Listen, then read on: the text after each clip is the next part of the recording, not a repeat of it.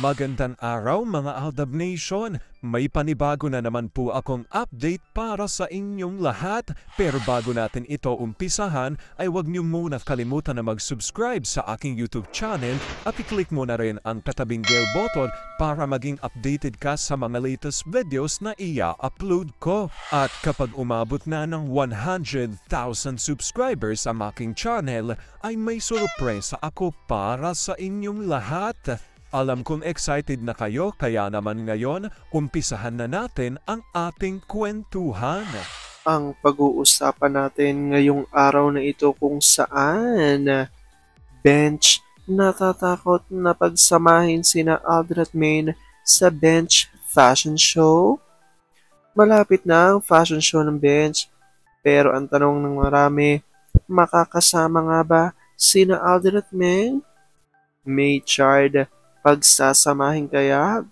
At ano nga ba ang kinatatakot ng Bench? Gaano ito katotoo? At may sapat nga bang ebidensya ang makakapagpatunay rito? Well, yan ang ating aalamin at pag-uusapan ngayong araw na ito. Pero bago ho yan, ay bibitinin ko muna kayo ng kaunting-kaunti lamang kung saan magbasa muna tayo ng mga nakakatuwang post ni Manny Theo01 sa Twitter. Kaya naman wag na natin patagalin pa, sabi niya sa kanyang tweet, mapang-akit din tong si Eme. Yung kakatapos nga lang nilang tapos bigla niyang ng banyo. Tatawagin pang mister para isabit yung hook ng bra niya. Siyempre yung isa ay tululaway pa. Titindigan na naman ng balahibo. Malilate na naman.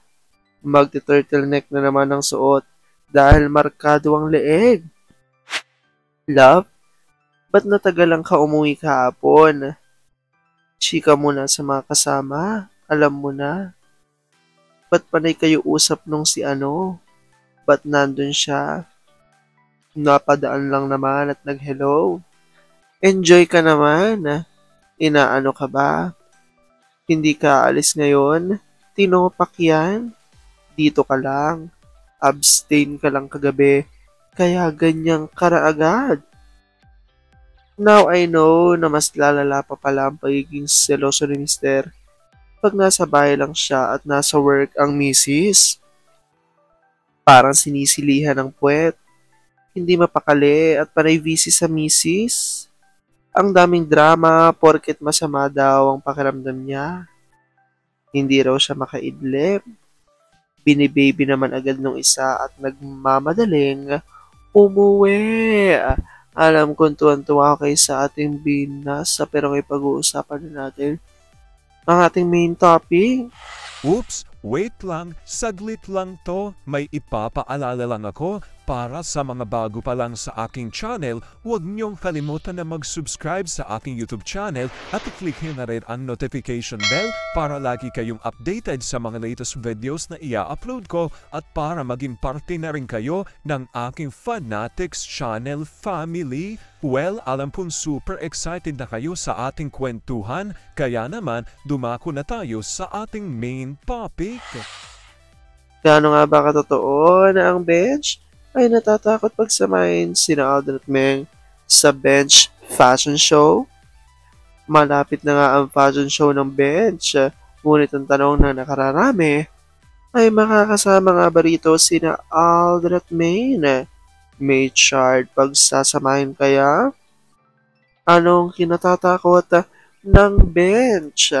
Gaano ito katotoo at may sapat nga bang ebidensya ang makakapagpatunay rito? Well, yan ang ating aalamin at pag-uusapan ngayong araw na ito. Alam kong super excited na kayong malaman yan, kaya naman, huwag na natin patagalin pa. Una-una na nga dyan galing sa tweet ni Larry 1973 at ayon na sa kanya, mamaya na yung Bench body of work. Yet hindi pa rin sold out ang tickets ha. Mall of Asia pa kasi ang venue eh. Pang Araneta o New Frontier lang naman ang mga kapamilya at kapuso.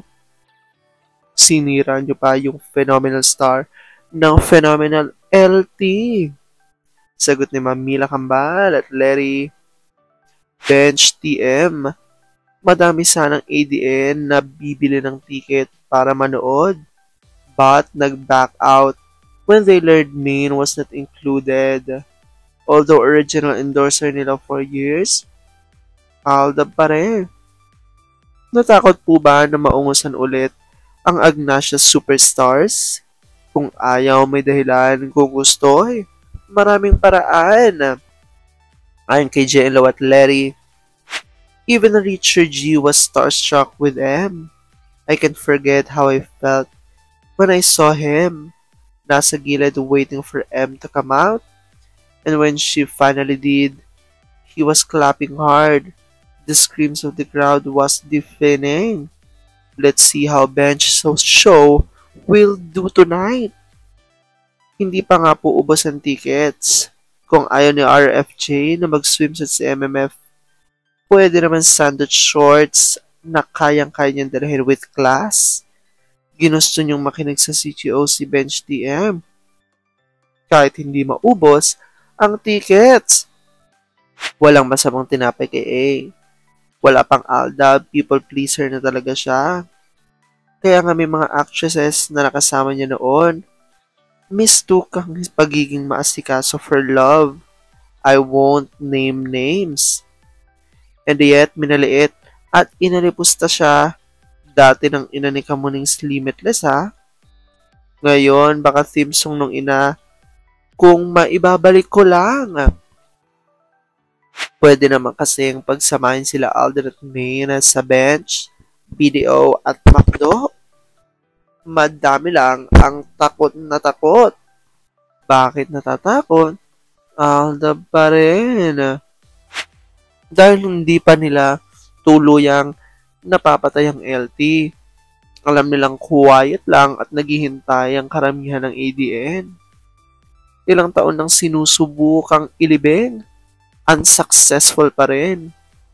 Pairing them again would mean disaster doon sa nagkukumpas at nagdadirect ng Z.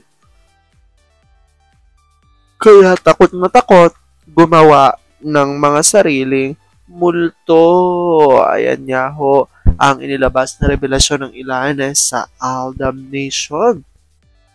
Actually, sanay kasi ang marami mga ADN na nasisilayan na sina Alden at Meng dito nga sa Bench Fashion Show every year o every season ng Bench Fashion Show. Ngunit ngayon yung taon na ito, tila nabalitaan ng ilan sa mga Aldab Nation na hindi nga raw dito included ang nag-iisang Mengay. Ngunit si Alden siguradong maaari na nandito dahil nga raw mga kapuso at kapamilya stars ang makikita at masisilayan dito nga sa Bench Fashion Show 2025.